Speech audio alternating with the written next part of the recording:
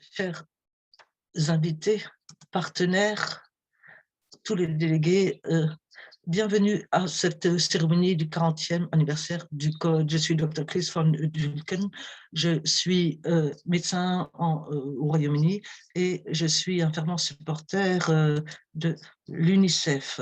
Et je suis née à peu près à la même époque que le Code, dans les années 70, et nous avons tous deux grandi pour atteindre l'âge adulte et j'espère que nous aurons encore une longue vie devant nous. C'est pour nous un honneur d'assister à cette célébration. Le code, c'est le document qui compte le plus dans ma vie professionnelle. Et d'ailleurs, je pense que c'est l'un des documents les plus importants de santé publique dans toute l'histoire. Et il a une genèse, ce code que nous allons célébrer aujourd'hui. Je n'ai que quelques petites annonces techniques à faire. Nous allons enregistrer les différentes cabines. Tous ces enregistrements seront postés sur notre site. Dans la boîte de discussion, vous ne pouvez pas l'utiliser parce que nous sommes trop nombreux. Si vous avez des questions, veuillez les poser dans la boîte questions-réponses que vous avez en bas, à droite de l'icône participant. Vous avez une petite icône Q, questions et réponses. Et veuillez poser vos questions, on tentera d'y répondre au fur et à mesure. Et on vous indiquera éventuellement le lien qui peut répondre à votre question. Si vous avez besoin d'appui technique, commencez votre message en écrivant appui, support, en lettres majuscules. Si vous avez besoin d'un soutien émotionnel, sachez que nous sommes une grande famille, nous traversons tous une époque particulièrement difficile. Et il est clair que j'envoie, comme tout le monde, beaucoup d'amour digital à tous. Nous vous encourageons d'utiliser les réseaux sociaux, il y a différents hashtags à cet effet. Nous avons également une fonction sondage.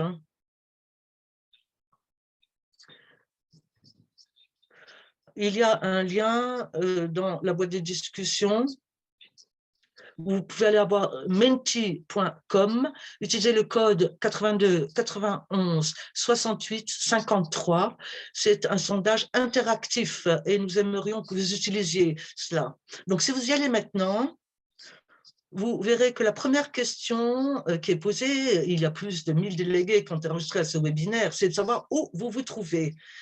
Donc, je vais le faire avec vous, si j'arrive à utiliser mon navigateur.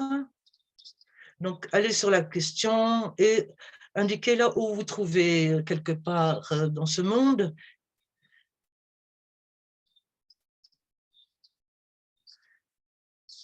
Nous reviendrons à toutes ces réponses. J'ai le grand plaisir d'accueillir le directeur de l'UNICEF, Henrietta, que beaucoup d'entre nous commençons par son petit surnom, et c'est elle qui va faire les remarques d'ouverture. Je vous remercie. Merci Chris. Nous sommes enchantés d'avoir été invités. Avec tous, chers partenaires, mesdames et messieurs, je vous souhaite à tous chaleureusement la bienvenue. Au nom de l'UNICEF et nos partenaires du collectif allaitement maternel, nous allons marquer aujourd'hui le 40e anniversaire du Code international de commercialisation des substituts du lait maternel. Nous célébrons ce code au cours des 4 dernières décennies. On a constaté que l'allaitement maternel exclusif ne fait qu'augmenter, et ceci à concurrence de 50%. Et ce succès s'explique par tous les efforts que vous avez faits pour encourager l'allaitement maternel et pour faire respecter les principes de ce code. Ce code a été adopté il y a 40 ans, et ceci pour réagir à des pratiques de commercialisation qui étaient inappropriées et qui encourageaient les mères à acheter des substituts de lait maternel maternelle de qualité inférieure. Et ces mauvaises pratiques ont conduit à une baisse très sensible de l'allaitement maternel, avec des conséquences désastreuses pour des millions d'enfants sur leur croissance, en particulier leur développement. Nous savons maintenant que l'allaitement maternel est le meilleur début de vie pour le bébé. Cela protège les enfants de maladies infectieuses répandues qui peuvent pour eux signifier la mort. L'allaitement maternel renforce leur système immunitaire, leur donne les nutriments nécessaires pour leur permettre de se développer. Et l'allaitement maternel réduit également les risques d'obésité et de diabète plus tard dans la vie. Depuis l'adoption de ce code, il y a 40 ans, une majorité des pays a adopté une législation pour intégrer certaines dispositions du code. 900 millions de nourrissons dans le monde entier ont pu survivre et se développer grâce au fait qu'ils ont été allaités au sein exclusivement. Et ceci est un signe positif pour les nutritionnistes. Il y a encore toutefois un certain chemin à faire, puisque la moitié des enfants de ce monde ne sont pas encore exclusivement allaités au sein. Et nous savons que les pratiques de commercialisation de plus en plus sophistiquées continuent à miner la confiance des mères dans l'allaitement maternel. Et en plus, on leur fait croire qu'éventuellement la COVID-19 peut passer par leur lait, alors que nous savons bien sûr, et l'OMS et l'UNICEF le disent clairement, que toute mère qui souffre de la COVID-19 doit continuer à allaiter son bébé. Vous voyez qu'il y a encore du travail à faire. Nous célébrons aujourd'hui le 40e anniversaire de l'adoption du Code. L'OMS et l'UNICEF encouragent tous les partenaires à œuvrer ensemble pour que ce code s'applique pleinement. Nous exhortons tous les gouvernements à adopter les mesures juridiques nécessaires pour que ce code soit intégré pleinement dans la législation nationale. Pensons à l'Inde, où la loi interdit explicitement la publicité de substituts du lait maternel auprès des mères ou des femmes enceintes. Nous encourageons tous les fabricants de préparation d'adhérer et de respecter les critères du code tel qu'il a été adopté par l'Assemblée mondiale de la santé et les États membres. Nous exerçons tous les gouvernements, tous les employeurs à soutenir les mères, à soutenir les familles pour que l'allaitement maternel devienne une option. Il faudrait des politiques favorables aux familles qui encouragent l'allaitement exclusif. Les jeunes mères ont besoin de notre aide. Nous encourageons les professionnels et les agents de santé à être en première ligne pour défendre l'allaitement maternel, et ceci conformément au code et aux orientations sur l'alimentation infantile et des jeunes enfants. Pour conclure, je dirais à tous nos partenaires aujourd'hui que l'UNICEF est disposé à travailler avec vous pour donner à des millions d'enfants de plus un meilleur départ dans la vie. Travaillons ensemble pour que ceci devienne réalité. Chris, à vous. Merci beaucoup, Henrietta. Nous allons maintenant avoir le grand plaisir de vous passer une vidéo du directeur général de l'OMS, Tedros Ghebreyesus, qui, à son tour, va souligner l'importance de cette réunion.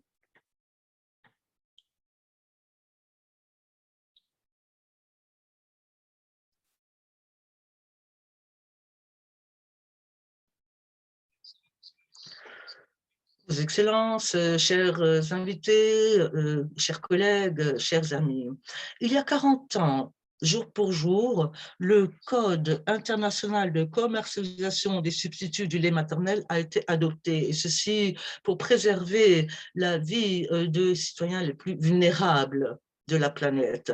Le Code revêt autant d'importance aujourd'hui qu'il n'en revêtait il y a 40 ans, en 1981. Nous savons qu'un mauvais allaitement peut être cause de mortalité. L'industrie d'aliments pour bébés continue à utiliser les mêmes tactiques publicitaires qu'ils utilisaient dans les années 70. Par ailleurs, les substituts du lait maternel sont maintenant promus en ligne, et c'est ainsi qu'on cible le futur mère. Et souvent, on passe par les influenceurs pour que ces substituts soient adoptés. Ces stratégies de commercialisation ne font que saper la confiance et découragent les mères, ce qui signifie que et la santé de la mère et la santé de l'enfant sont menacées. C'est pour cette raison que le code est primordial, d'une importance capitale. Au jour d'aujourd'hui, seuls 25 pays ont adopté une législation qui se conforme aux grandes orientations du Code. 58 pays n'ont pris encore aucune mesure législative à cet effet. Nous devons, à l'avenir, renforcer nos efforts et convaincre tous les pays à adopter des lois pour mettre fin à la promotion des substituts maternels. C'est en œuvrant ensemble que nous pourrons faire en sorte que, où qu'ils soient nés, tous les bébés aient le début le plus sain possible de leur vie. Je vous remercie de votre attention.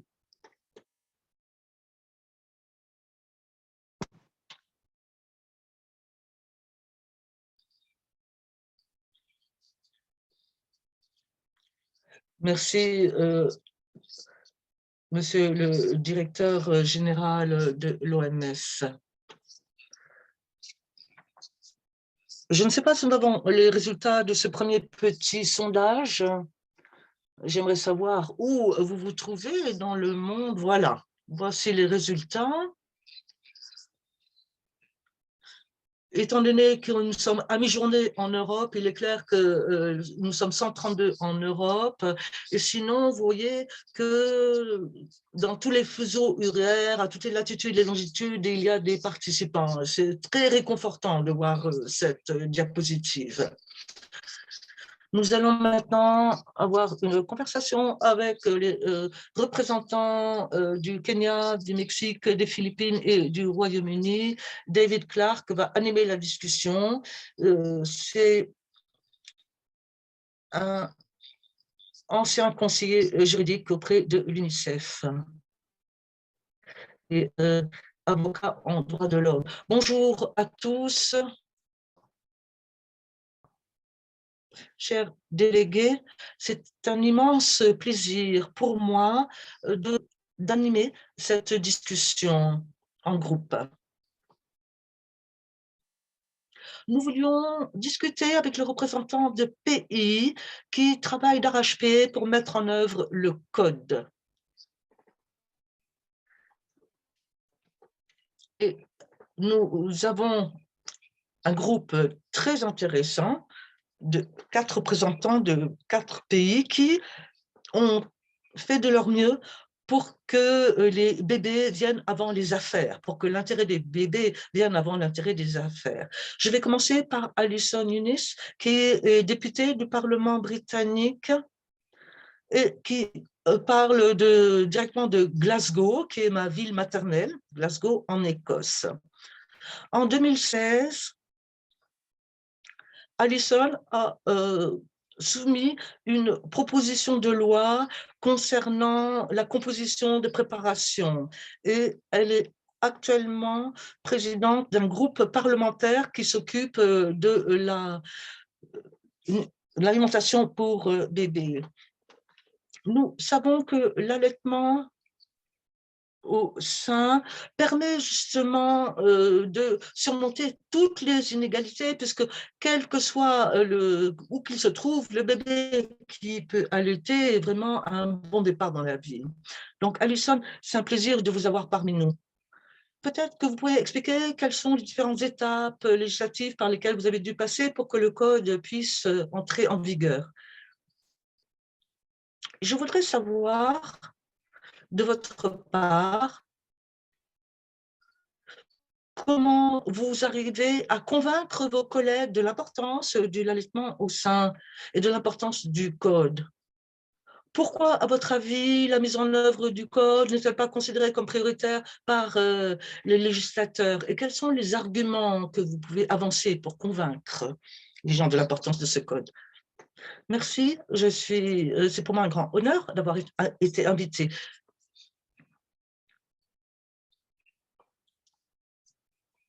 Dans quelle mesure pourrions-nous améliorer la situation? Il faut tout d'abord collecter tous les éléments probants, parce que nous savons qu'il y a commercialisation des préparations, comme l'a dit le docteur Tedros, il y a publicité pour ces produits en ligne avec l'aide d'influenceurs. Et ces informations sont données directement par les fabricants de préparation et pas par des consultants indépendants en qui on pourrait avoir confiance.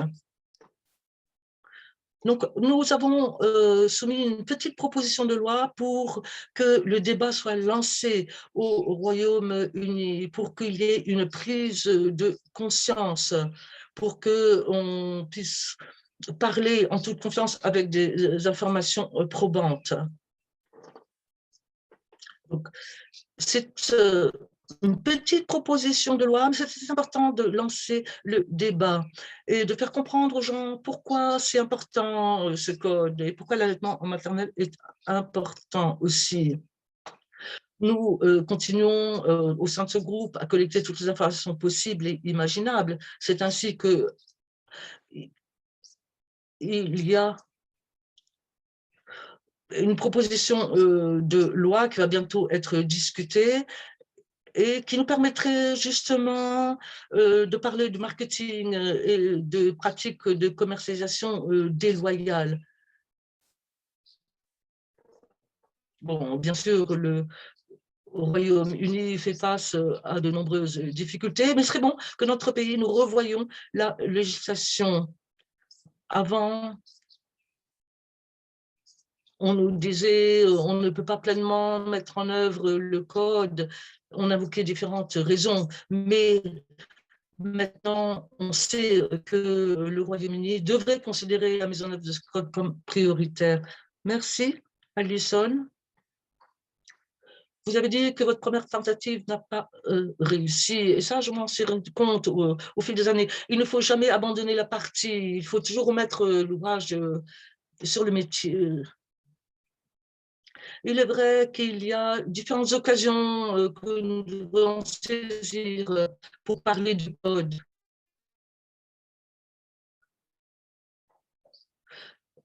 Bien sûr, nous n'attendons pas des pays qu'ils adoptent un projet de loi qui reprenne tel quel le code, mais il y a différentes propositions de loi, des projets de loi qui offrent des opportunités qu'il faut saisir justement pour essayer de faire comprendre que ces compagnies ont des pratiques de commercialisation déloyale auxquelles il faudrait mettre fin.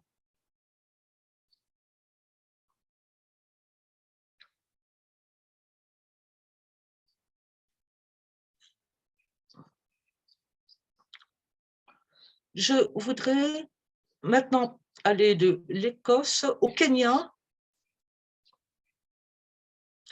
Nous avons Véronica Korogo. Il y a une interruption.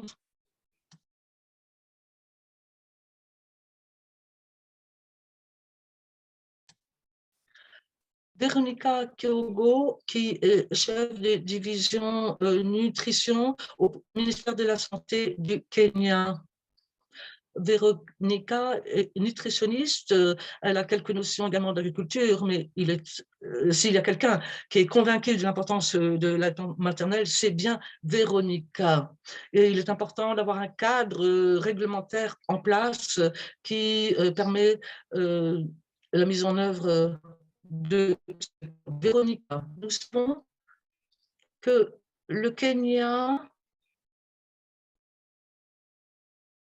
au début, n'était pas très enthousiaste vis-à-vis de ce code, mais par la suite, à partir de l'année 2000, il s'est intéressé de plus près et a décidé d'élaborer une législation à cet effet. Mais il a fallu attendre assez longtemps avant que cette loi ne soit adoptée enfin en 2012. Toujours est-il que grâce au travail que vous avez fait, vous avez pu vraiment promouvoir de 32 à 68% l'allaitement maternel au Kenya. Donc, c'est vraiment un grand succès qu'il faut en effet célébrer ici. Je voudrais savoir quels sont les obstacles que le gouvernement pourrait rencontrer dans l'élaboration et l'adoption de lois.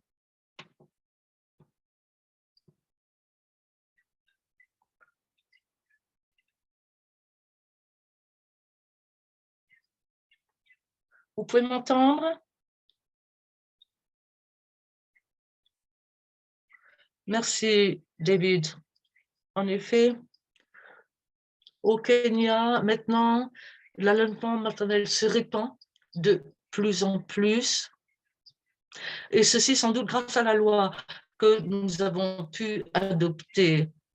En 81, le Kenya quand même s'est engagé à mettre en œuvre ce code, mais il a fallu attendre pratiquement 2 décennies et demie avant de pouvoir adopter une loi. Alors pourquoi avons-nous dû attendre si longtemps? Il y a l'industrie de fabrication, de préparation d'aliments pour bébés, il y a les influenceurs, il y a des universitaires qui souhaitent maintenir le statu quo. Et il appartient au gouvernement d'inviter tout le monde autour d'une même table et de leur dire ce code est extrêmement important.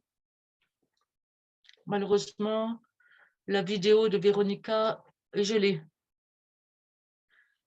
Véronica, vous pourriez peut-être, même si on a envie de vous voir, éteindre votre vidéo. Peut-être qu'on pourrait vous entendre de nouveau. On peut essayer?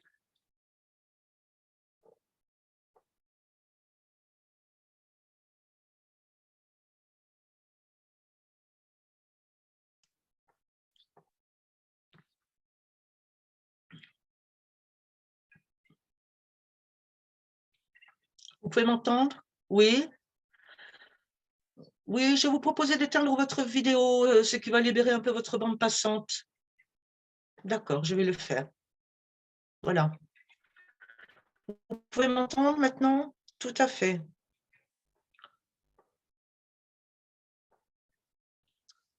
Oui, vous nous disiez que le gouvernement kényan devait inviter tout le monde autour de la même table pour parler justement de ce code. Tout à fait.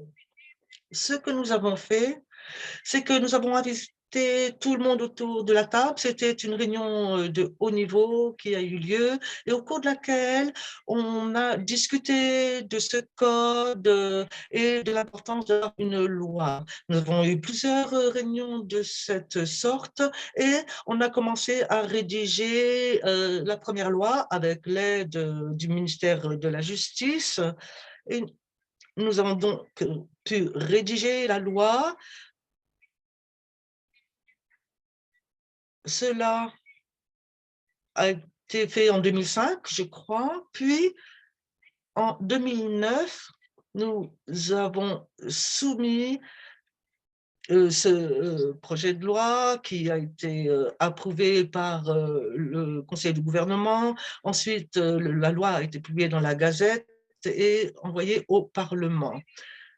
Il y a 3 lectures au Parlement. Il y a eu beaucoup de lobbying qui a été fait par l'industrie de fabrication de préparation pour nourrissons. Nous avons organisé une réunion des parties prenantes en septembre 2012 pour encourager les décideurs politiques à adopter finalement cette loi. Et le Parlement a finalement adopté cette loi en septembre 2012. Après beaucoup de débats très intenses, la question a été couverte par les différents médias et le 11 octobre, le président a signé et c'est devenu une loi. Donc cette loi, depuis, est entrée en vigueur. Mais il est clair que nous avons rencontré des obstacles parce qu'il y a encore beaucoup de violations commises du code et de cette loi.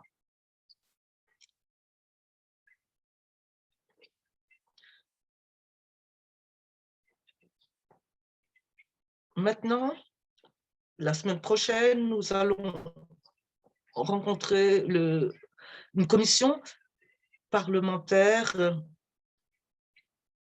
Donc, il s'agit de convaincre tout le monde pour qu'il y ait une compréhension commune.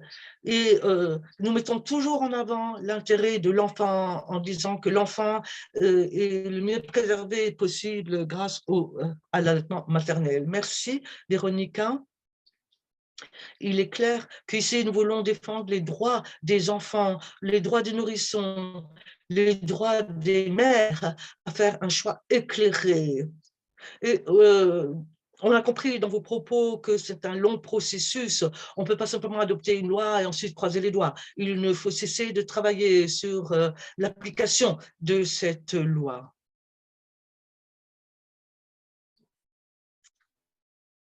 Nous ne voulons pas que les fabricants de préparation pour enfants nous aident à rédiger la loi. On ne fait pas entrer le loup dans la bergerie. À un moment donné, bien sûr, la loi doit être publiée pour entendre des commentaires et à ce moment-là, l'industrie peut s'exprimer. Eux, c'est clair, ils veulent le statu quo, alors que nous, nous voulons le changement. Merci beaucoup pour ces informations. Nous allons maintenant aller aux Philippines. Nous avons le bonheur d'avoir Dr Maria Rosario de Jor, qui est secrétaire pour les services publics et la porte-parole du ministère de la Santé. Vous aussi, vous avez une équipe santé publique et je pense que vous êtes très qualifié pour nous donner vos informations. Les Philippines, a été un pays qui a rapidement adopté le code. Il a sorti en 86 un code sur le lait, mais le gouvernement philippin essaie d'améliorer constamment la situation.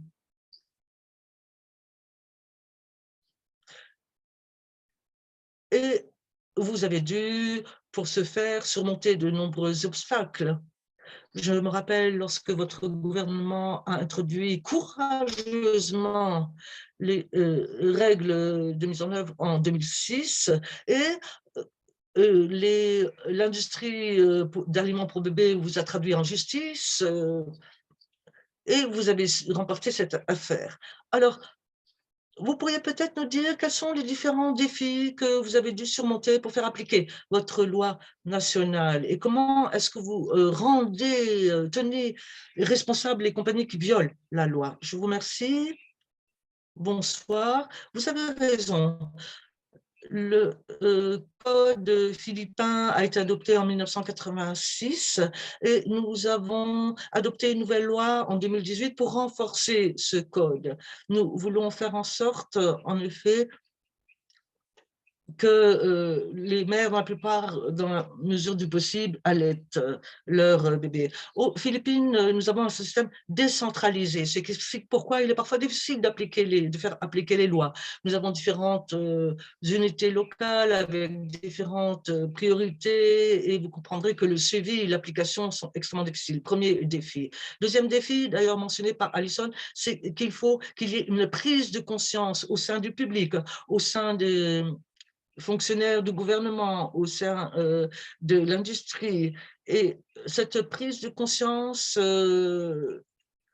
surtout avec la pandémie, est rendue de plus en plus difficile. Et l'industrie, nous savons, va se saisir de toute occasion qui se présente pour promouvoir ses propres produits, ses propres substituts. Et il faut constamment être vigilant. Il faut suivre la situation. Et il est important de continuer à faire appliquer la loi parce que nous savons que particulièrement à cette époque de pandémie, les familles sont vulnérables. Et puis, troisième défi, il y a une étude qui a été faite de 2016 à 2020 les préparations étaient consommées de façon très répandue. Donc, il semblerait qu'il y ait une non-conformité parmi les industriels philippins. Il y a des restrictions sur la commercialisation, mais vous savez que c'est une industrie qui fait un gros travail de lobbying. Enfin, comme je l'ai dit, nous avons un système décentralisé. Le ministère de la Santé n'a pas beaucoup de prérogatives. Nous devons travailler avec l'administration alimentation et médicaments pour pouvoir faire appliquer la loi.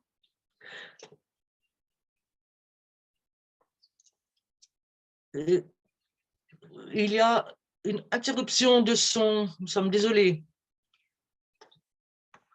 Serait-il qu'il faut faire prendre conscience aux gens qu'il existe des réglementations?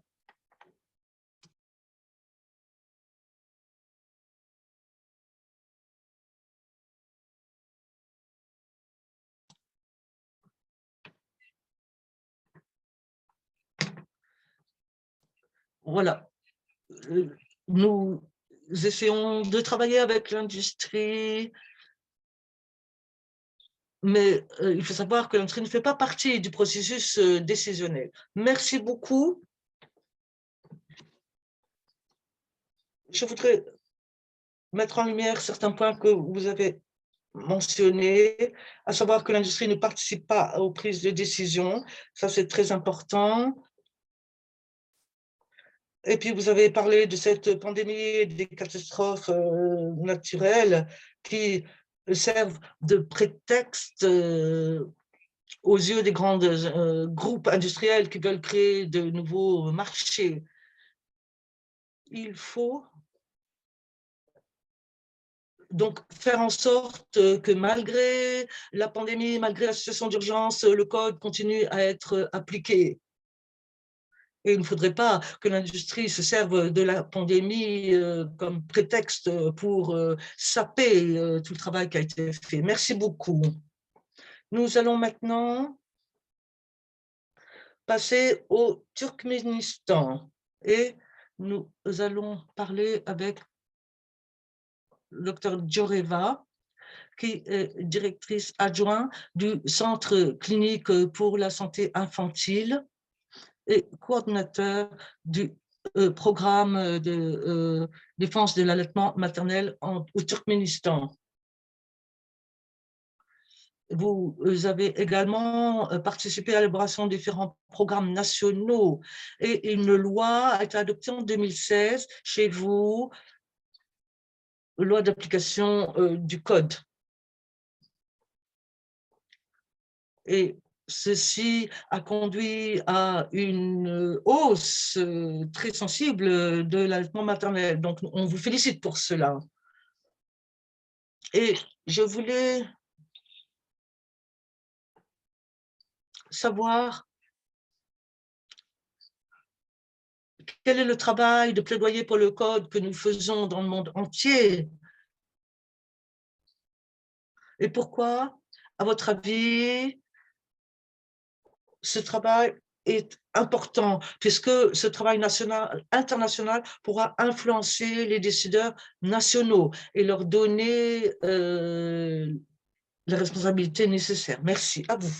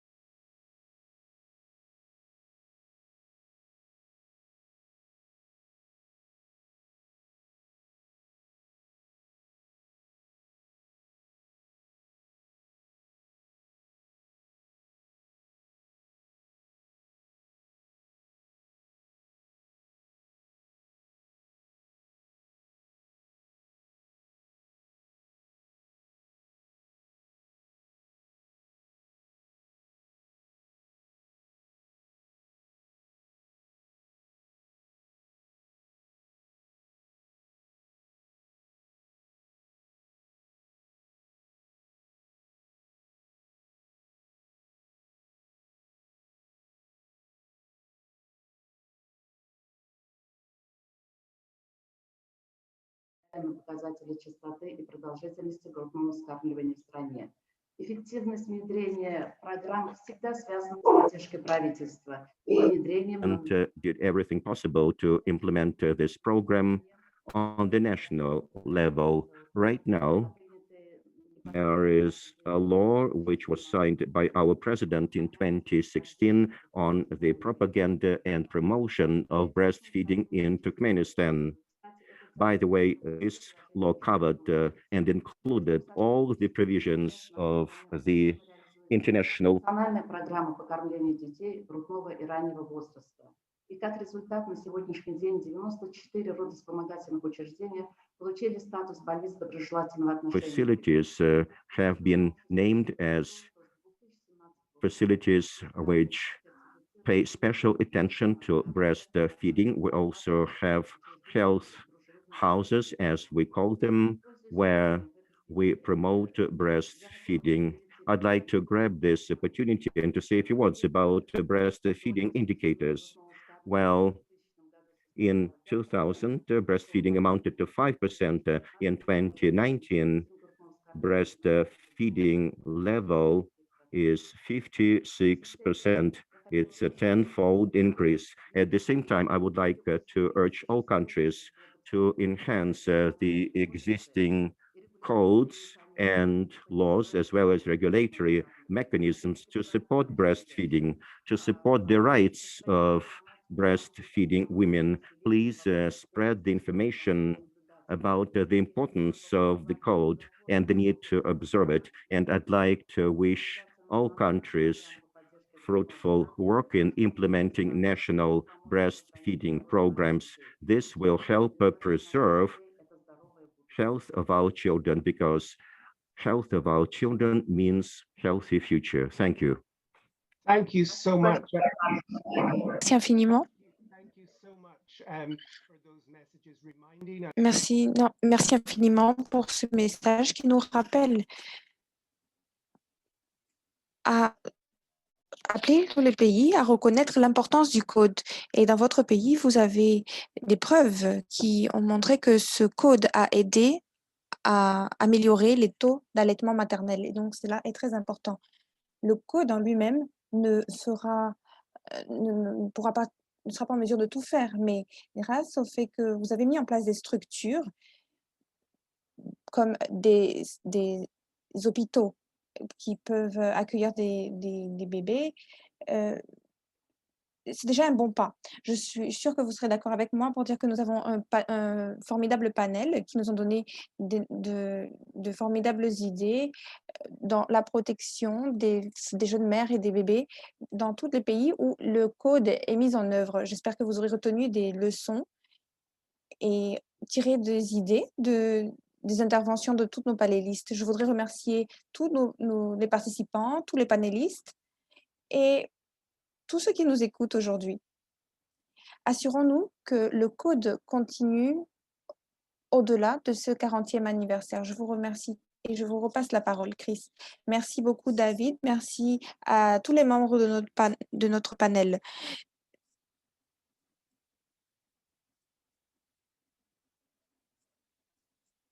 Je vais à présent présenter les questions qui ont été posées. Si vous cliquez sur le lien que j'ai envoyé dans la barre de discussion, vous verrez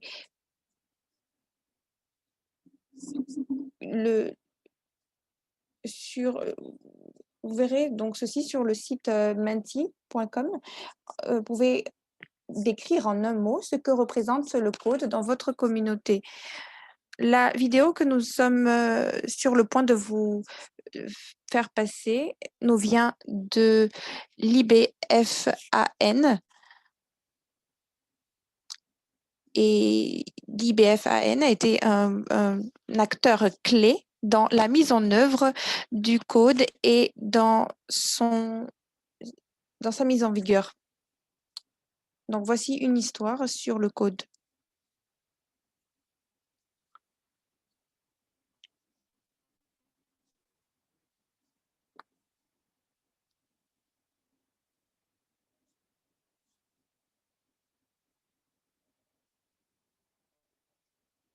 intitulada Milk and Murder, que ela afirmou: a propaganda enganosa sobre alimentação infantil deve ser castigada como miserável forma de manipulação. Estas mortes devem considerar-se como assassinatos.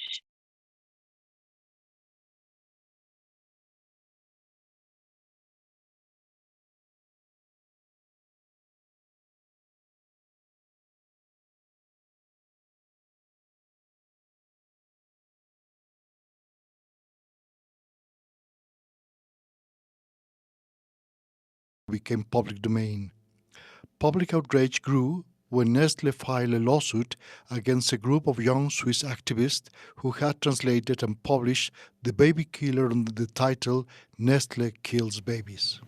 The code was won 40 years ago by people power. In 1974, exposés about deadly marketing that harm babies were published in Europe and the US. Based on these, I led an interfaith organization to file shareholder resolutions and a lawsuit challenging company practices. By 1977, we formed INFACT and started the Nestle boycott. We mobilized hundreds of thousands of people. Nous avons mobilisé des centaines de milliers de personnes, nous avons envoyé des cinquantaines de milliers de lettres demandant qu'une action soit prise. Après des heures de témoignages, les compagnies n'ont pas accepté de changer et donc Kennedy a demandé à l'OMS. Ma question est de savoir quelle est votre responsabilité concernant l'utilisation de ce produit dans les pays en développement. Est-ce qu'à votre avis, vous avez une responsabilité? Vous n'êtes pas responsable? Non, non.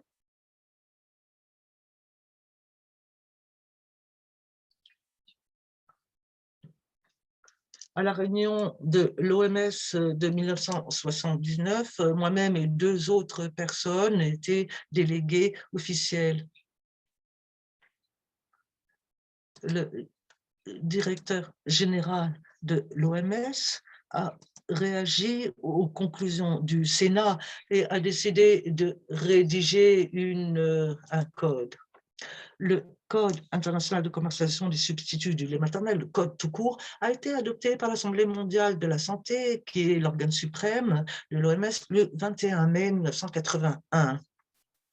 Les États-Unis étaient le seul pays au monde qui a voté non, ce qui, bien sûr, a suscité un tollé international. À la même réunion, les pays sont engagés à faire appliquer le code en adoptant une législation, une réglementation nationale et à suivre et superviser son application. En 1981, nous avons déjà publié une petite brochure pour dire aux rédacteurs du code qu'il fallait entrer dans les détails, qu'il fallait interdire les pratiques de commercialisation déloyales.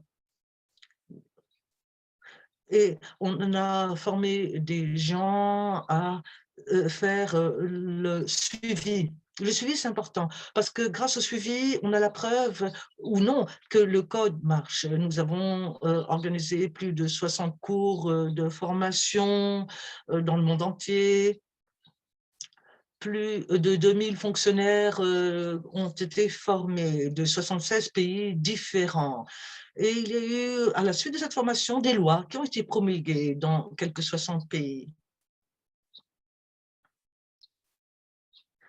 Il fallait donner au gouvernement les données nécessaires pour qu'il passe des lois correctes qui mettent fin aux stratégies de commercialisation. Le code, c'est une espèce de vaccin. Et comme tout vaccin, il faut qu'il évolue pour tenir compte de nouveaux variants. Donc, ne perdons pas de vue cette question. Essayons de faire en sorte que les mères et les enfants n'aient plus à faire face à ces pratiques de commercialisation déloyale. Depuis l'adoption du code, EPLAN travaille d'arrache-pied pour qu'il soit appliqué dans plus de 160 pays où il est implanté. L'EPLAN a fait des exercices de suivi du respect des dispositions du code et des résolutions subséquentes de l'Assemblée mondiale de la santé. Le code ne cesse d'évoluer en même temps que les pratiques de commercialisation qui sont utilisées par les grands industriels. Le code a un grand champ d'application puisqu'il couvre tous les produits de 0 mois à 36 mois. Des dispositions existent dans la législation mexicaine depuis des années, mais il y a des conflits d'intérêts qui empêchent son application. IPAM a décidé de faire en sorte qu'un code national fort soit adopté pour protéger les enfants en période normale et en période d'urgence. Le code doit contribuer à la lutte contre le changement climatique puisque c'est la forme d'alimentation la plus pérenne. L'IPFAN change chaque année. De plus en plus de jeunes se joignent à cette lutte contre la cupidité des grands industriels. Il s'agit de faire prendre conscience sur les conflits d'intérêts qui existent et qui empêchent l'application pleine et entière de ce code. 40 years of the International Code. We will continue Continuer à lutter pour sauver les vies. Extraordinaire, c'était une vidéo très puissante qui nous rappelle que l'histoire nous explique énormément sur les sentiments et de ceux qui ont fait partie de la mise en œuvre de ce code. Et nous explique donc les actions prises par l'industrie.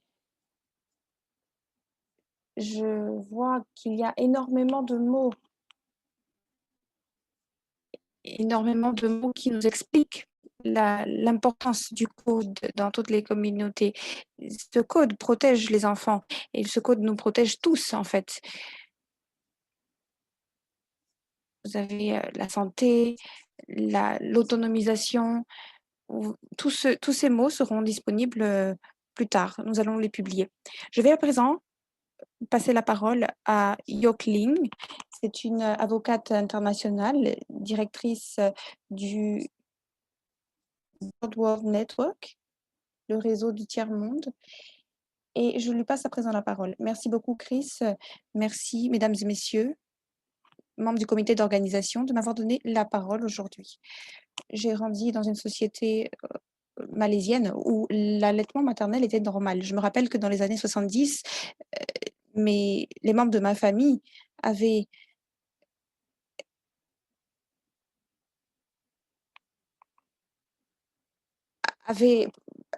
été confrontés à l'époque à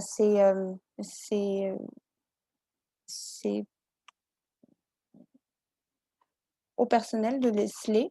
Et donc, ici, sur cette diapositive, vous voyez que nous sommes tous d'accord que nous sommes en train de parler des droits humains. C'est un droit à l'alimentation. C'est un droit qui, depuis les années 60, est un droit contraignant. Et comme vous le voyez, l'allaitement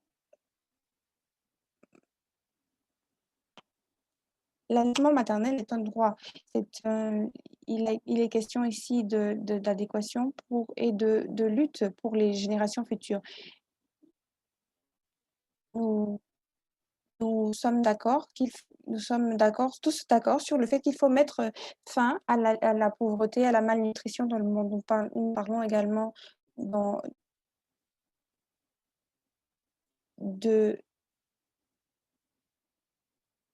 de l'allaitement maternel. Nous devons transformer les systèmes.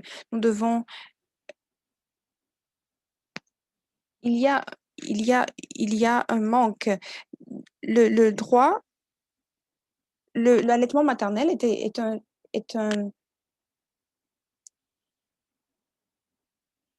une forme requise. Nous sommes d'allaitement. Nous sommes des femmes, nous produisons du lait, il n'y a pas d'autres options. Il n'y a pas de loi qui nous donne le choix d'allaiter.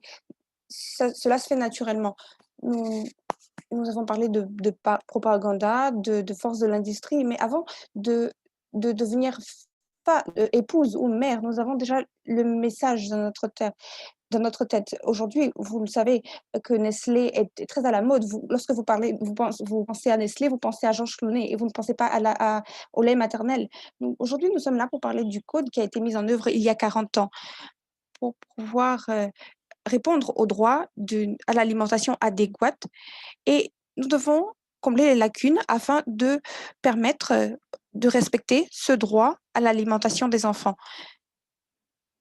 Et tout cela rejoint le droit à la santé.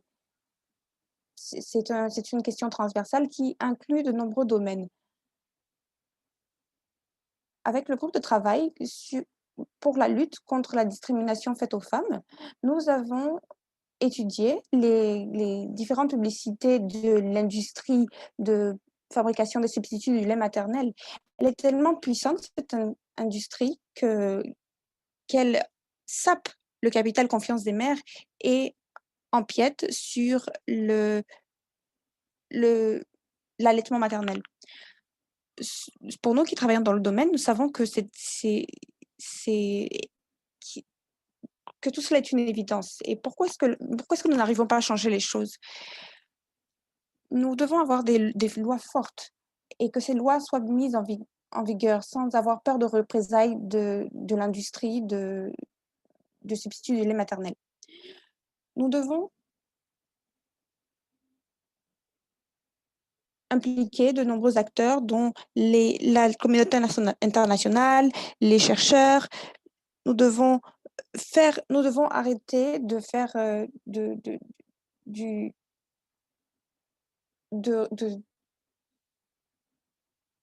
devons arrêter de vouloir simplement sauver les meubles. Il faut que nous fassions plus si nous prenions des actions concrètes. Nous avons créé,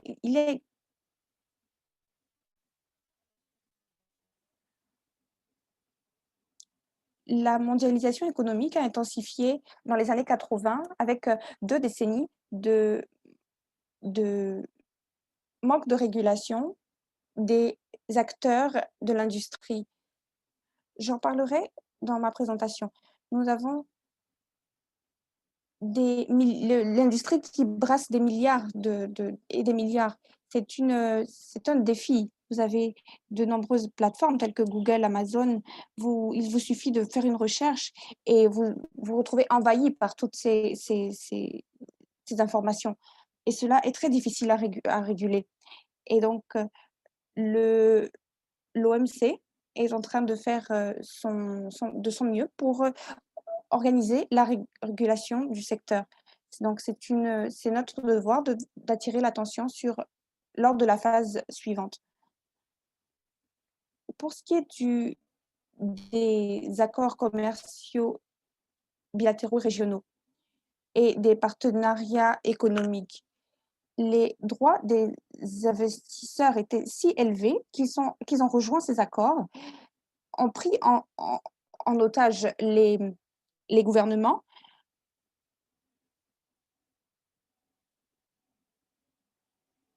et ont été compensés pour la perte de profits, notamment les profits futurs tels que et cela au titre des lois de protection de l'environnement et du travail. Nous avons également des politiques et des mesures, mais ces politiques sont reléguées. Par exemple, je vais vous donner que sous un exemple, sous le gouvernement de Trump, il y a eu donc un contentieux et nous devons réagir car les droits nous devons nous battre pour les droits des enfants, et des jeunes mères, et non pas celui de l'industrie. Donc, vous avez de nombreux panélistes présents ici, des membres de l'équipe de l'OMS. Nous travaillons à un document qui examine l'économie et la politique de l'industrie des substituts du lait maternel. Donc, pour partager avec vous, nous avons 5 principales compagnies dans cinq principales sociétés dans ce domaine. Nous avons Nestlé, basé en Suisse, qui représente 13,8% en 2010 et est passé à 17,9% en 2018. C'est un acteur incontournable de l'industrie. Vous avez également Danone, une compagnie française.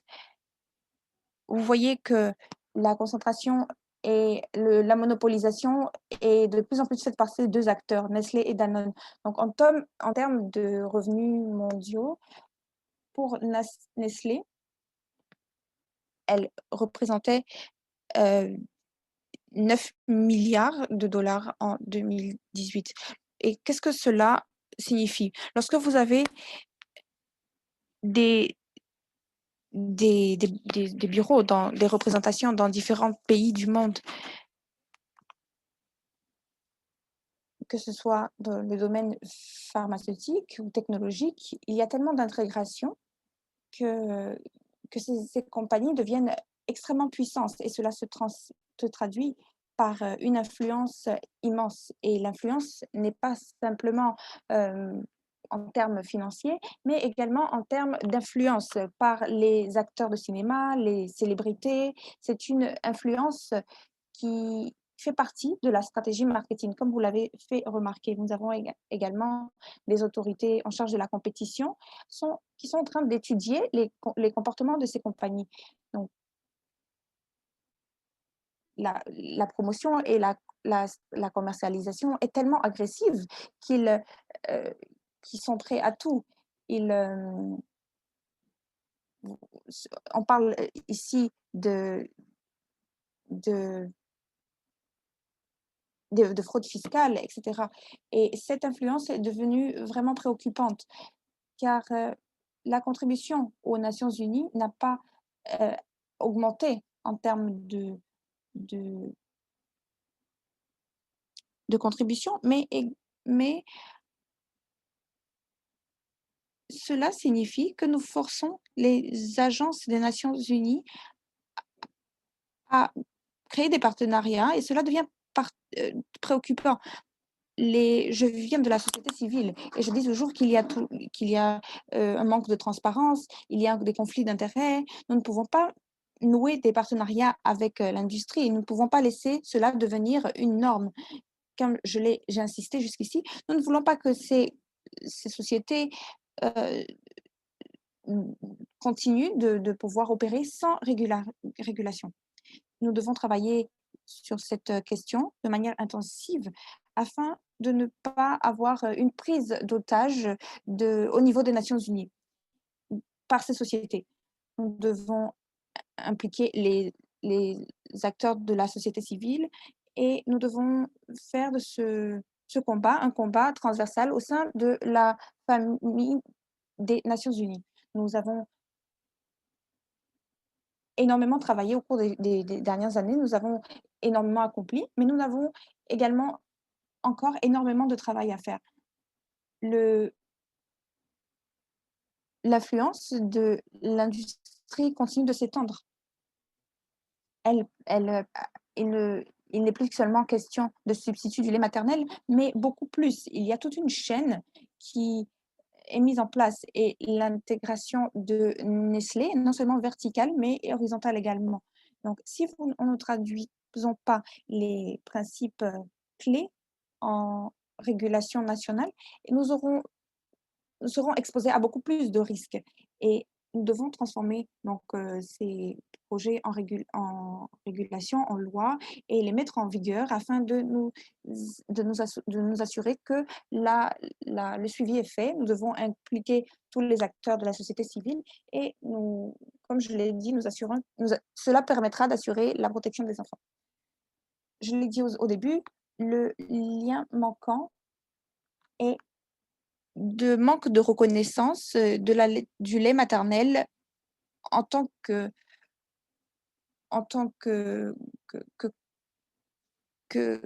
aliment clé pour soutenir la santé des enfants.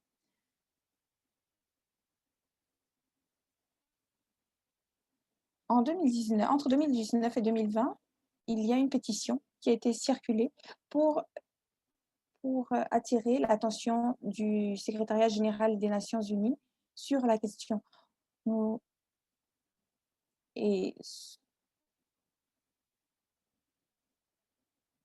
Les gouvernements il faut que les gouvernements réalisent que la cause du problème ne peut pas faire partie de la solution, afin que les parties prenantes du capitalisme, c'est un terme que j'ai copié du site du Forum économique mondial.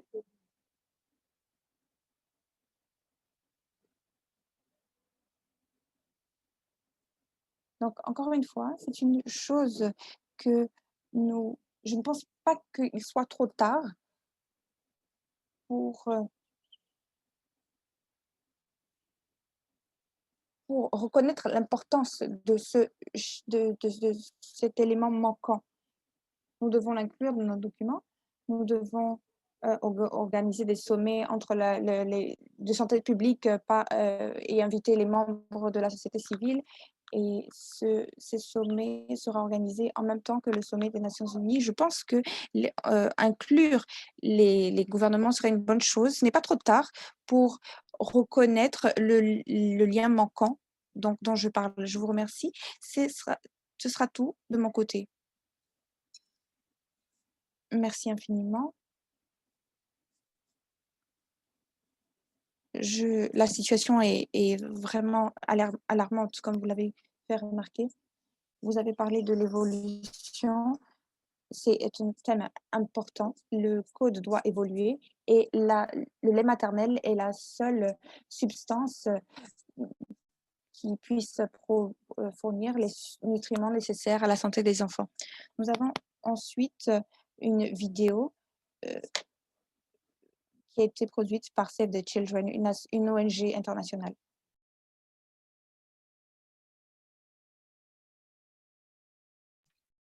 Utiliser des préparations dans des pays comme la Gambie peut être une question de vie ou de mort. Ce sont les compagnies qui nous envoient des boîtes avec leurs produits et nous les donnons aux jeunes mères. Les ventes de formules, de préparation explosent 8 fois plus rapidement qu'avant. Les enfants qui sont nourris avec des préparations souffrent de diarrhée, de différents maux. C'est jamais aussi pur que le lait maternel. C'est pas bon. Et en fait, les enfants, ils sont mal nourris à un moment donné. L'OMS a déterminé des règles pour réglementer la commercialisation des substituts du lait. Pas d'échantillons gratuits, pas de promotion de vente, pas de publicité, pas de parrainage. Ceci pour protéger les bébés. Mais ces dispositions sont violées tous les jours. Il y a une campagne. Vous pouvez acheter en gros et économiser beaucoup d'argent. Donc, vous collaborez avec le fabricant, oui. Malheureusement, c'est tout à fait normal comme situation. C'est comme un revenu supplémentaire pour le personnel hospitalier quand ils font de la promotion pour ces produits.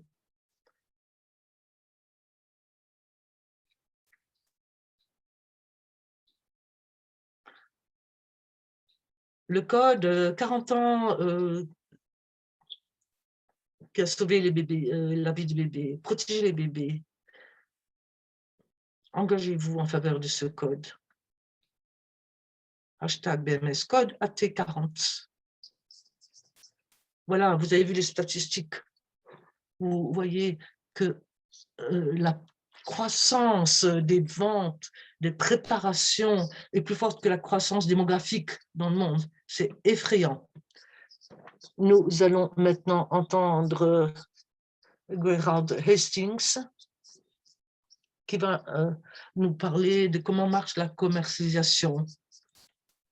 Et il a fait une étude et il va nous présenter les résultats de cette étude. Gérard, vous avez la parole.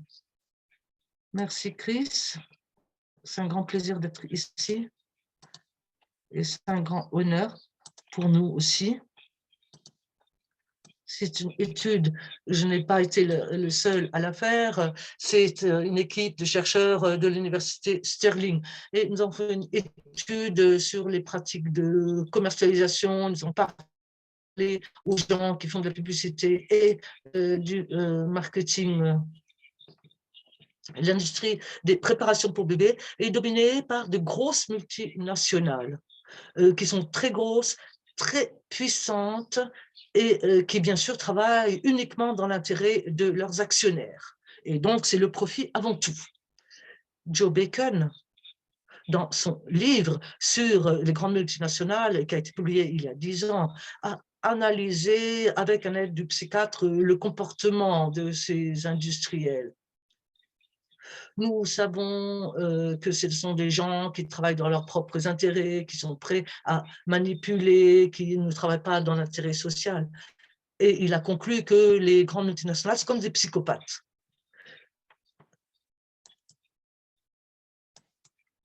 Les psychopathes, il ne faut pas l'oublier, sont également charmants, peuvent être très charmants et peuvent nous convaincre.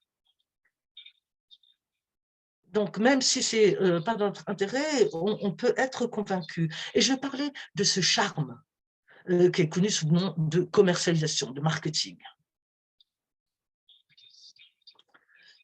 Il faut d'abord connaître son client, bien le connaître. Et ils connaissent leur client mieux que les clients se connaissent eux-mêmes. Ce qui est dans leur tête, dans leur cœur, ce qu'ils pensent, etc. Et pas simplement pour leur faire une vente ou une transaction rapide. Non, c'est pour construire une relation.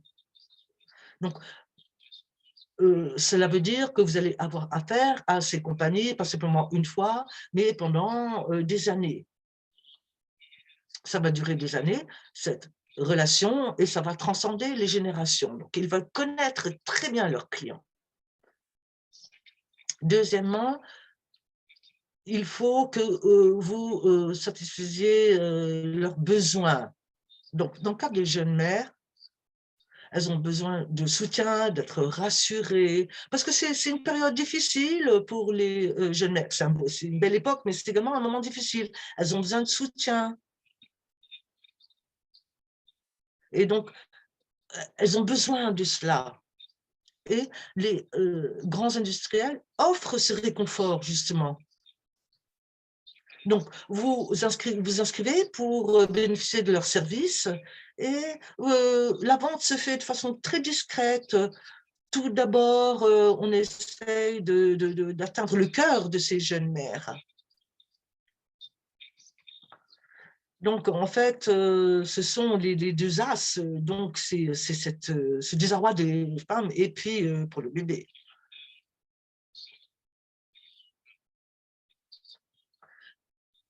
Si vous voulez aider les gens, il est clair que vous ne pouvez pas proposer une solution unique. Ce n'est pas une seule marque qui va marcher pour tous. Non, ce que vous faites, c'est que vous segmentez votre clientèle en groupes similaires et ensuite, c'est ce groupe-là que vous allez cibler. Et il y a des grands industriels qui décident de cibler les futures mères. Ils savent que les mères ont des besoins différents, des espoirs différents, et ils ciblent de façon très pointue ces mères. Ils font du marketing agressif, on peut dire, envers elles.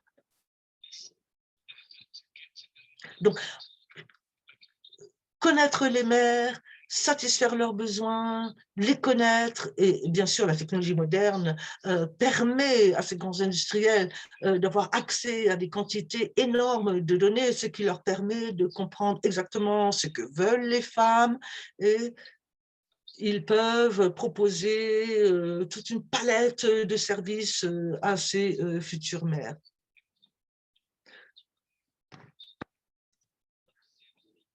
Donc, d'abord, il y a des clubs pour bébés, pour futures mères, et après, elle va être sur une liste, elle va recevoir des mails pratiquement tous les jours. Et on sait que pour la première fois, la première grossesse, ça compte, et la femme, elle est vulnérable.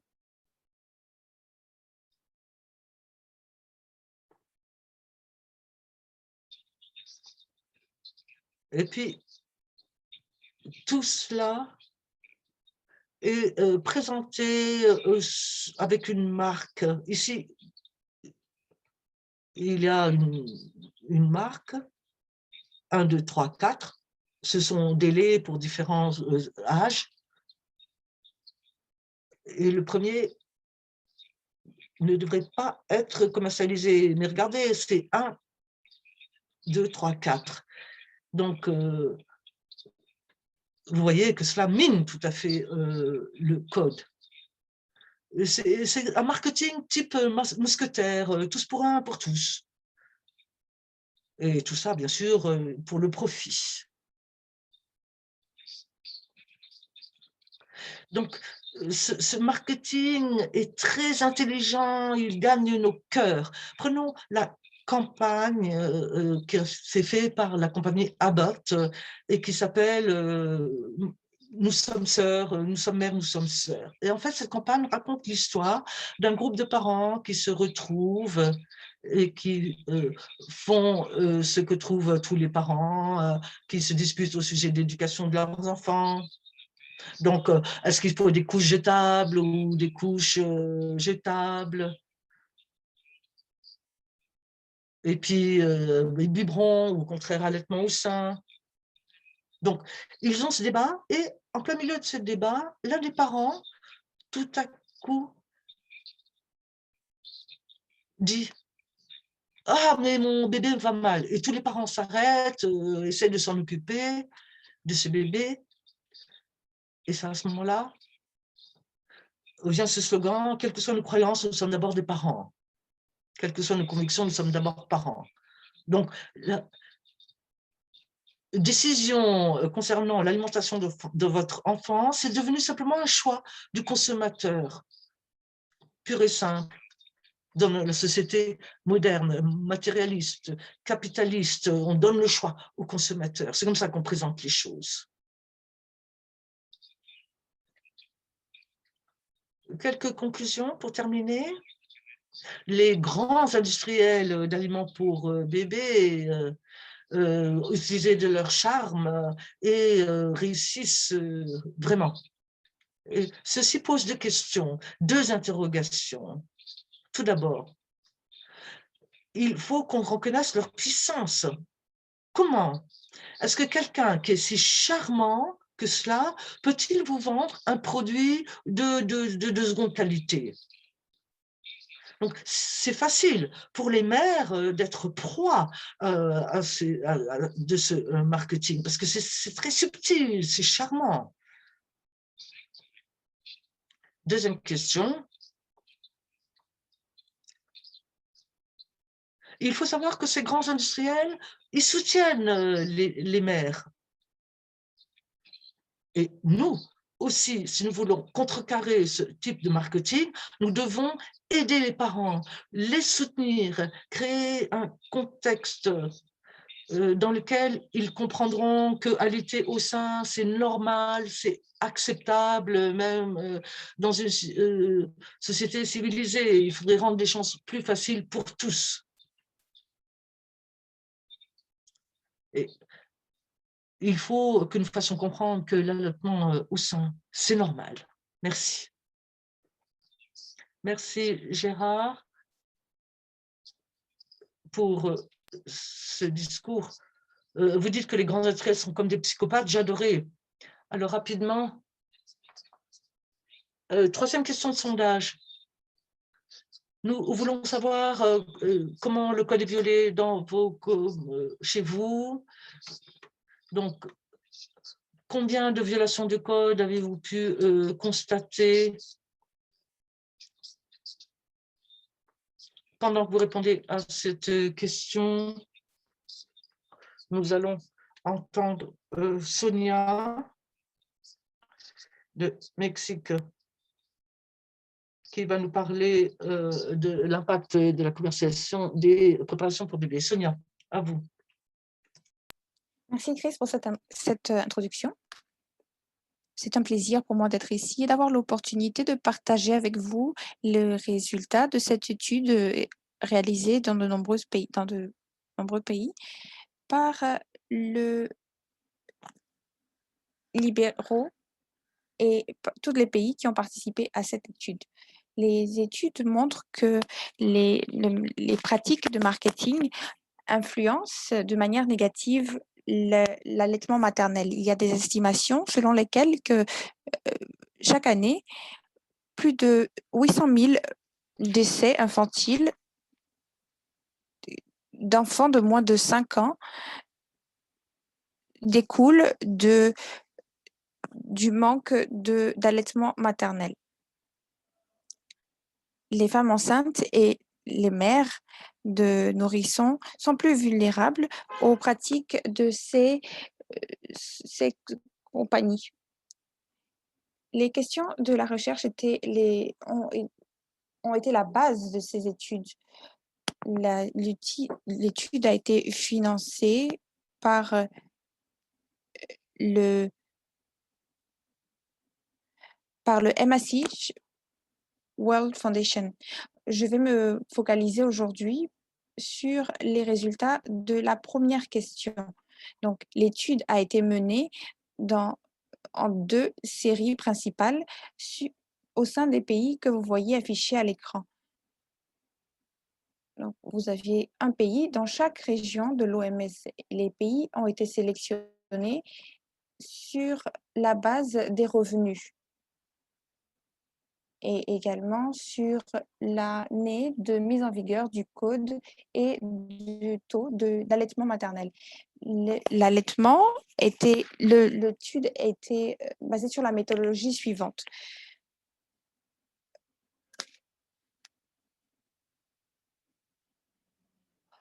Vous aviez donc une étude une étude paysagère de l'industrie de substituts de lait maternel. Nous avons également étudié la présence sur les réseaux sociaux de ces compagnies au niveau de chaque pays. Cela nous a assuré d'avoir les outils pour évaluer la situation nationale de chaque pays. Nous avons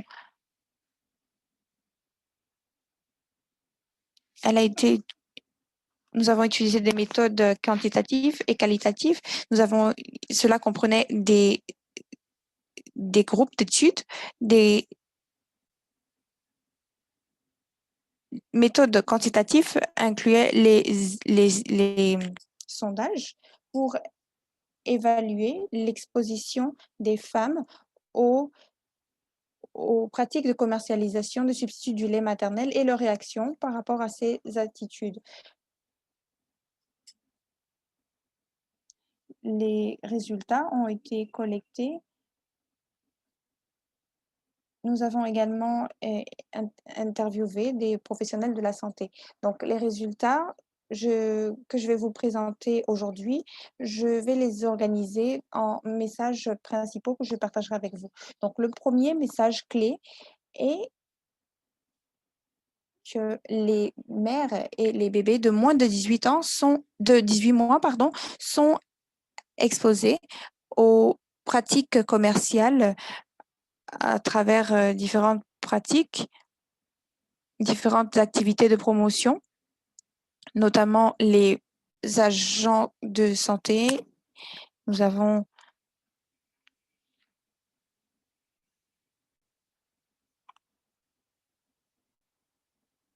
également des canaux de commercialisation en ligne et hors ligne. Par exemple, les réseaux sociaux ont été cités par les femmes au Vietnam, en Chine et en Grande-Bretagne. ou sous la recommandation des agents de santé au Bangladesh, en Afrique du Sud et au Nigeria. Vous avez cet exemple illustratif. Je vous montre les données enregistrées au Mexique. Vous voyez donc dans les analyses des téléphones, nous avons remarqué que 241 postes étaient enregistrés, 138 publicités qui se focalisaient sur les substituts du lait maternel. Donc, ces 138 publicités étaient des publicités explicites pour une compagnie ou alors une marque donnée. Vous voyez qu'il y a des différents canaux, notamment Facebook qui était le plus fréquent. Nous avons également la télé et ensuite nous avons également Instagram. L'autre message que je voudrais partager avec vous, c'est les thèmes de marketing. Nous avons observé 16. Je vais me concentrer sur quelques-uns. La première option fait référence à la façon dont les compagnies de substituts de lait maternel offrent une façon de répondre aux besoins des mères. Elles sapent la confiance des jeunes mères et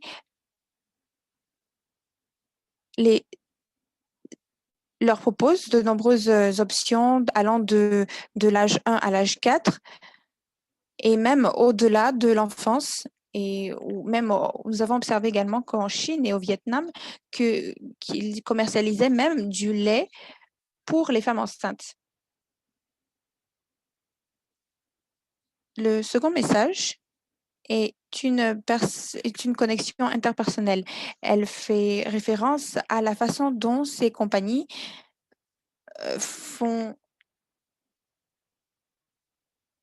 répondent à l'anxiété, aux inquiétudes des femmes enceintes et des jeunes mères. Donc, la compagnie se positionne en tant que partenaire des femmes et fait croire qu'elles ont les solutions pour répondre à ces inquiétudes. Elles se basent sur des faits scientifiques pour faire la publicité de leurs produits. Et font appel souvent à des universitaires, des chercheurs pour faire la publicité également, pour soutenir leurs produits. Donc, les conclusions. Les comportements de marketing pour les substituts du lait maternel sont monnaie courante malgré les législations actuelles. Les femmes enceintes et les mères de nourrissons sont exposées à ces pratiques de commercialisation à travers de nombreuses sources et de nombreuses méthodes. Les professionnels de la santé sont une source digne de confiance, de conseils et sont un moyen clé de faire passer donc le message de commercialisation de ces compagnies. Enfin, je souhaiterais remercier tous les partenaires qui ont contribué à cette étude.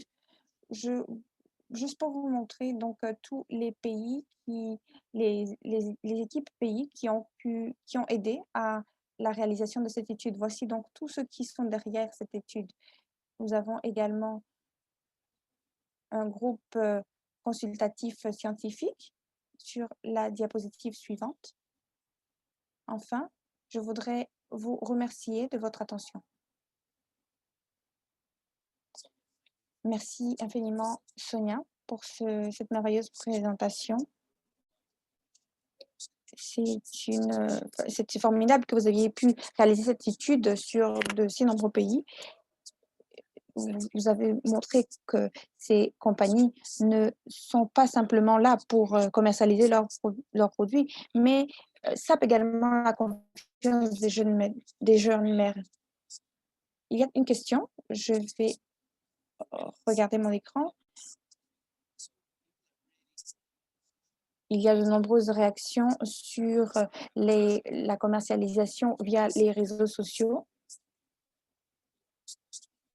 Nous sommes exposés à tout cela et finalement, nous avons une vidéo qui partage les expériences des mères, les mères membres de l'association de la promotion de la lactation.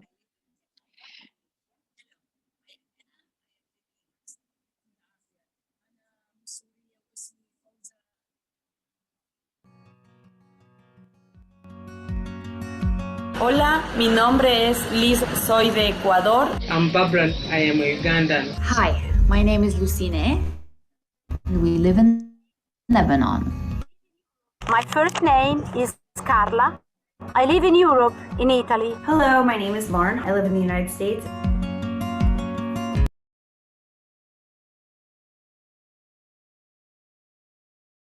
To give her formula, this formula, and he showed me a free package. My milk ran out in less than 2 months. I get promotions, goodie bags with formula, a can of formula from the hospital too, when I get discharged from the hospital. And I got all phone calls. J'ai reçu des appels pour me demander comment j'ai nourri mon enfant, comment est-ce que cela se passe. Ma perception de l'allaitement maternel était basée sur le fait que de la perception générale. Donc, je pensais que ce serait un défi, ce serait difficile, ce serait un fardeau et que ce serait vraiment un défi. Donc, j'ai reçu de nombreux échantillons de substituts de lait maternel qui me disaient que c'était un substitut sain du lait maternel. Ce serait plus facile pour moi. Donc, j'ai pensé que c'était gagnant-gagnant. J'ai accouché à 7 mois ici au Liban et lorsque j'ai quitté l'hôpital, on m'a donné une boîte donc de lait infantile. J'ai commencé à le donner à mon bébé et il pleurait. Et j'ai donc arrêté parce que je voulais allaiter. Je ne peux pas être sûre. Lorsque mon fils est né, je lui ai donné donc du lait maternisé. Je demandais à l'agent de santé de placer mon enfant sur mon sein. Ils m'ont répondu que je devais me reposer et qu'ils lui donneraient du lait maternisé.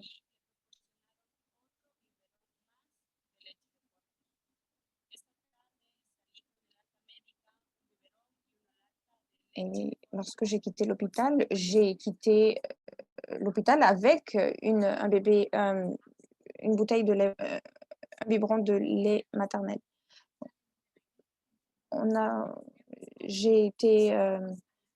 Je me suis vue répéter constamment que je devais allaiter mon enfant avec du lait maternisé. J'aurais souhaité que les efforts de marketing soient plus neutres et basés sur les faits afin que les familles puissent prendre des décisions basées sur les faits, sur la manière de nourrir leurs enfants. Je pense que nous devons trouver des régulations complètes et positives afin de réguler ce système. Il y a des lacunes dans les lois qui protègent les mères de ces agressions.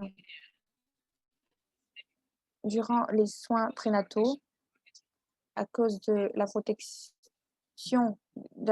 contre ces pratiques de commercialisation, j'ai été épargnée. La structure dans laquelle j'ai accouché n'avait pas ces échantillons de lait maternisé. J'ai été encouragée à nourrir mon enfant au sein dès sa naissance. Mon bébé a aujourd'hui 9 mois et je continue de l'allaiter. Grâce au conseil de l'IOCC, j'ai commencé à allaiter mon enfant jusqu'à ce qu'il ait 1 mois. Et j'ai progressivement éliminé le lait maternisé. Vous savez, cette situation n'est pas idéale. durant mes visites prénatales, je n'ai pas été exposée aux publicités, donc de les materniser. Je me sens vraiment très bien en allaitant.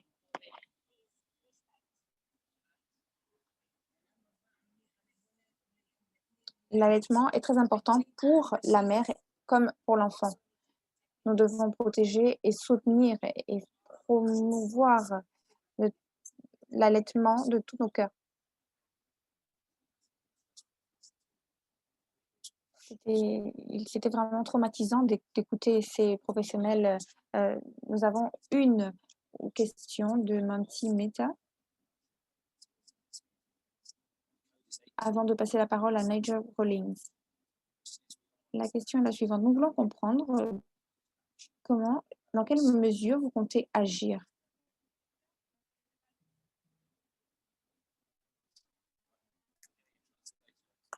Je suis désolée, j'entendais l'interprétation.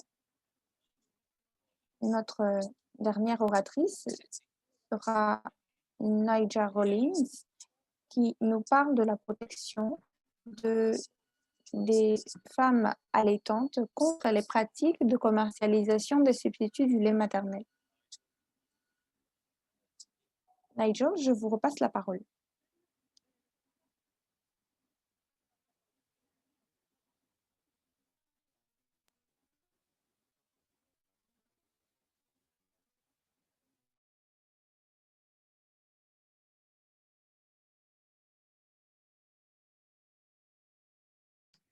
Nigel,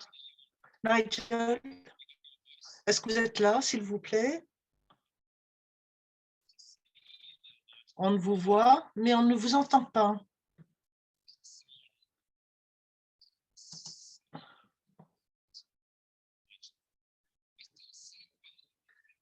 Jusqu'à présent, nous n'avons pas eu de problème technique.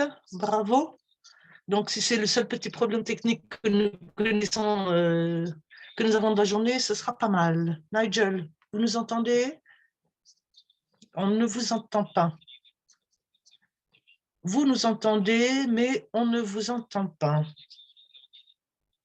Je ne sais pas, peut-être que vous pouvez quitter la réunion et revenir, je ne sais pas. Bon, dans l'attente de Nigel, je demanderai à tout le monde de réfléchir aux mesures que vous allez introduire suite aux différentes vidéos que vous avez vues et suite à tout ce qui a été dit.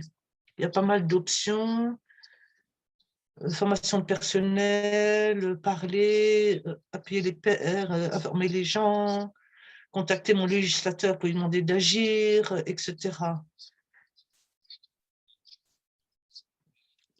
Il ne suffit pas d'avoir un code, mais il est impératif qu'il soit suivi de législation nationale pour que les nourrissons du monde entier soient protégés. Nigel? On ne vous entend toujours pas.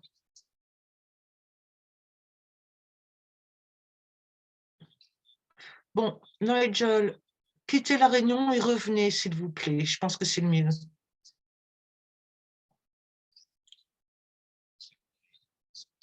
Il y a beaucoup de questions qui sont posées dans la boîte questions-réponses.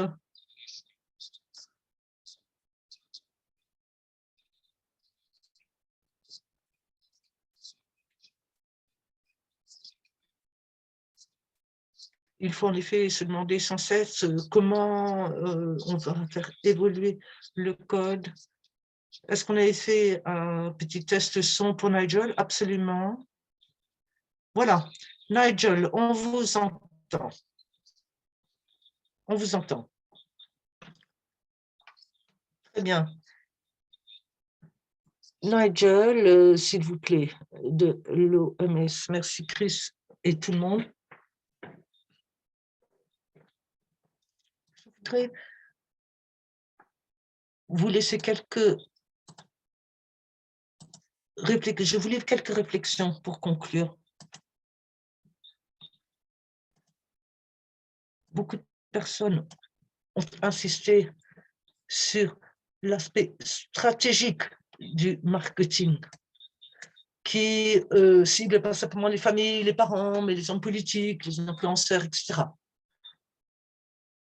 Et l'expert marketing dit que le but, ce n'est pas de vendre plus de produits, mais d'occuper tout le marché. Et c'est pour ça qu'il y a cette approche. Alors, comment est-ce que nous réagissons? Il faut également que nous réagissions en balayant large, comme ils le font. 3 domaines d'activité qui me semblent importants au niveau des gouvernements, au niveau des associations professionnelles et en fait au niveau de la société civile. En effet, les préparations pour nourrissons sont considérées comme étant un bon filon. Et donc, il y a des questions de justice, de commerce, de santé, de finances, de travail. Et notre réaction doit également être polyvalente.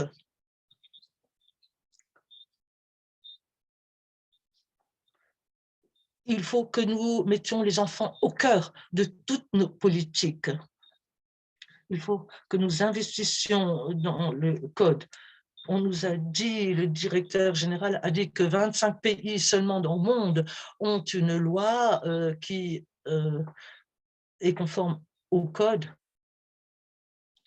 Donc, il y a également un travail de normalisation à faire. Au niveau des professionnels de la santé, nous devons tous faire beaucoup de choses en tant que professionnels. Nous devons soutenir de façon univoque l'allaitement maternel.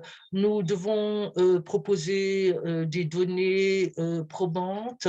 Nous devons corriger toute désinformation ou le manque de véracité dans de nombreuses campagnes publicitaires pour préparation pour bébés. Nous devons reconnaître l'importance des conflits d'intérêts et éviter ces conflits d'intérêts au niveau individuel. Nous devons protéger notre qualité de membres et il faut aussi que l'on cesse de parrainer l'industrie des aliments pour bébés.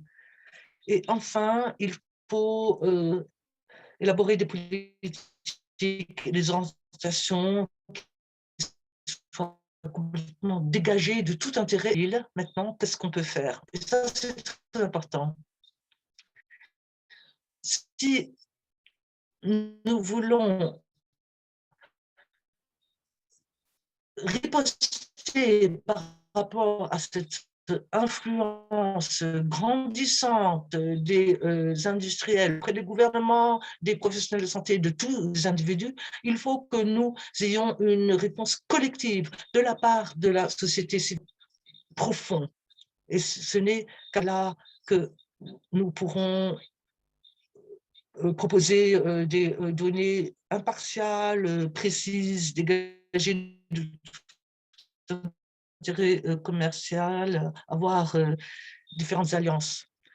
Et le marketing, c'est un système d'influence très sophistiqué, coordonné et très puissant à tous les niveaux. Et cela n'est pas simplement vrai pour l'allaitement au sein, mais c'est parce que ce qui se passe les premiers mois du bébé, ça change la trajectoire sanitaire de cet individu. C'est pour ça que c'est tellement important. Et en plus, c'est un droit de l'enfant et c'est le bien-être des mères.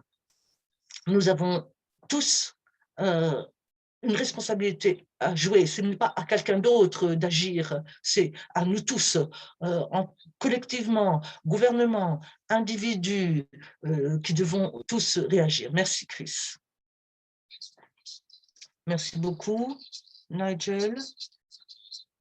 Merci pour ces mots de conclusion. Je sais que nous avons dépassé notre programme de 10 minutes, mais je demande à tout le monde de rester encore 3 minutes. 4e question du sondage. Est-ce qu'on pourrait avoir les réponses, peut-être? Est-ce que Jeannette pourrait afficher les réponses qui ont été données sur ce qu'on peut faire pour faire appliquer le code? Jeannette?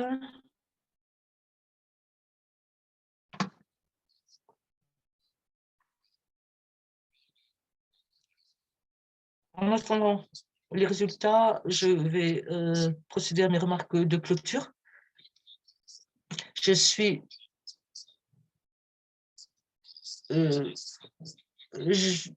à moitié journaliste. Jeannette, est-ce que cela marche, non? Bon, on y reviendra plus tard.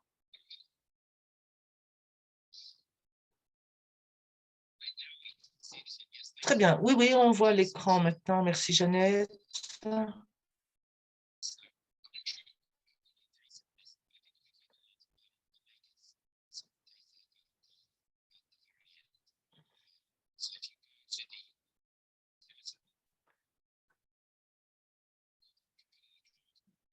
Donc, veuillez cliquer sur l'action qui vous semble être adéquate, qu'il s'agisse de formation de personnel, boycotting, campagne pour la mise en œuvre du code. Enfin bon, vous avez différentes options. Merci, Jeannette.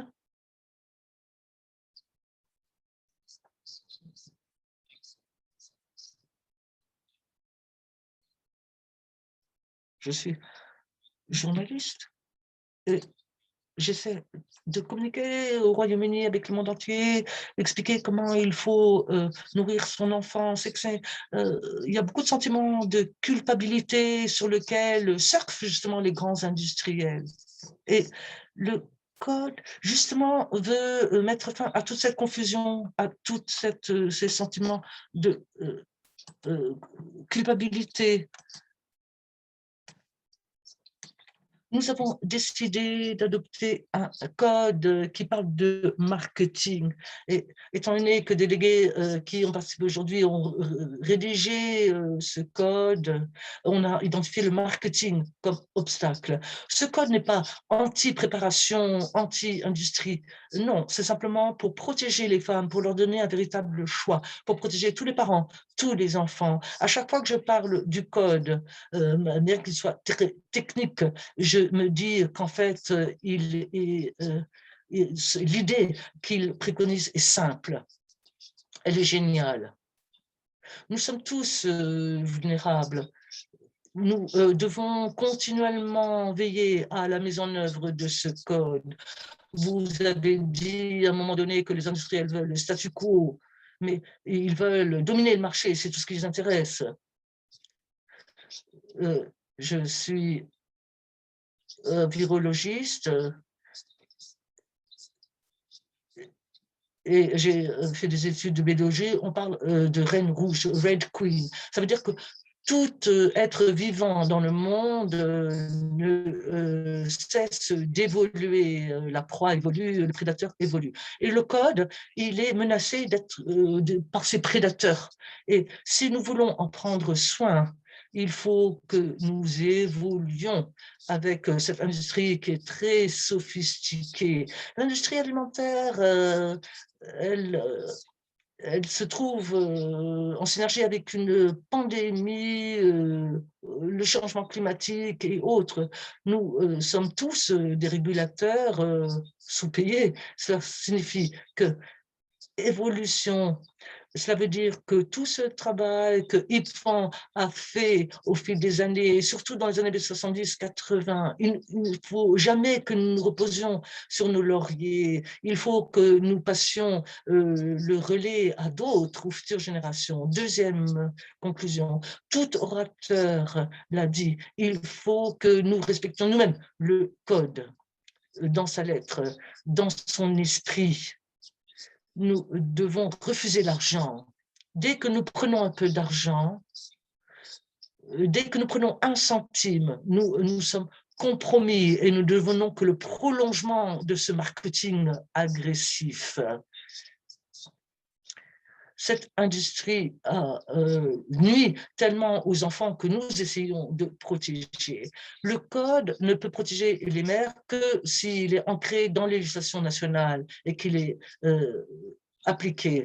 Alors, aujourd'hui, on célèbre son 40e anniversaire. Dans 40 ans, quand on célébrera son 80e anniversaire, je ne serai pas là peut-être pour animer la discussion, mais je serai là quand même pour réfléchir aux progrès qui auront été accomplis les 40 années suivantes. Je vous remercie tous de votre patience, l'UNICEF, l'Organisation mondiale de la santé, l'Alliance pour l'allaitement maternel, et merci à tous nos panélistes, les traducteurs, les enregistreurs et le groupe de travail Code à 40 ans. Merci beaucoup d'être venus pour faire de ce monde un endroit plus sûr pour nous et pour nos enfants. Merci.